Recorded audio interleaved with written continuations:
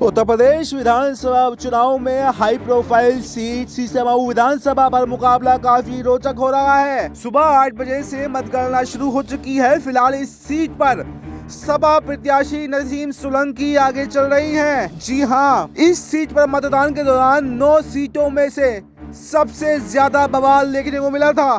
भाजपा और सपा के लिए ये सीट नाक का सवाल बनी हुई है।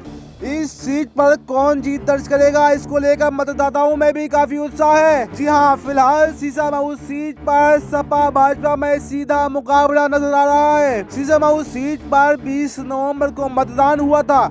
इस सीट पर कुल मिलाकर 2,71,000 मतदाता हैं, जिसमें करीब 1 लाख मुस्लिम मतदाता शामिल हैं। 60 हजार ब्राह्मण और अनुसूचित जाति के मतदाता भी हैं। वहीं उपचुनाव में 49.1% मतदाताओं ने अपना मतदान दिया था, जबकि 2022 विधानसभा चुनाव में इस सीट पर 57.17% मतदान हुआ था। सीसामऊ सीट पर समाजवादी पार्टी ने पूर्व विधायक इरफान सोलंकी की पत्नी नसीम सोलंकी पर भरोसा जताया था, जबकि भारतीय जनता पार्टी ने सुरेश अवस्थी को मैदान में उतारा था।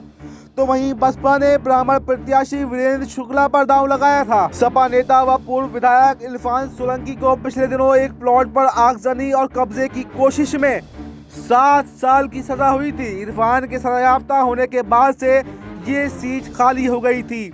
भले ही सीसामऊ क्षेत्र बेहद पुराना है, लेकिन इस नाम से सीट का गठन 1974 में हुआ था। तब ये सीट सुरक्षित हुआ करती थी। 2012 में जब परिसीमन हुआ, तब जाकर ये सीट सामान्य हुई। पहली बार यहाँ से कांग्रेस के शिवपाल जीते थे, लेकिन 1977 के चुनाव में जनता पार्टी यहाँ से जीत गई थी। हालांकि जनता पार्टी से ये सीट 1980 के चुनाव में कांग्रेस ने वापस से छीन ली थी।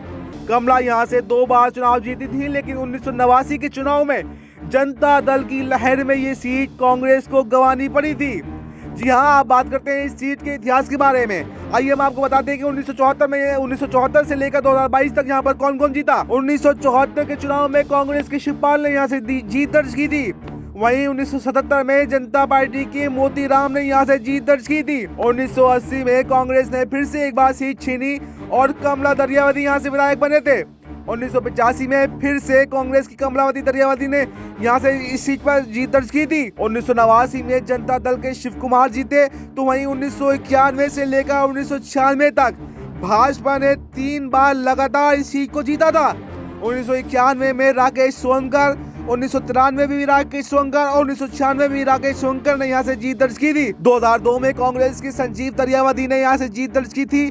तो वहीं 2007 में भी संजीव दरियावती ही जीते थे। 2000 बाद में जब परिसीमन हुआ, तो 2012, 2017 और 2022 इन तीनों चुनावों में सपा के इरफान सोलंकी ने जीत दर्ज की थी। वहीं पर अब 2024 में उपचुनाव हो रहा है। इस बार भी सपा नेता इरफान सोलंकी की पत्नी यहां पर जीत दर्ज करती हुई दिखाई दे रही हैं।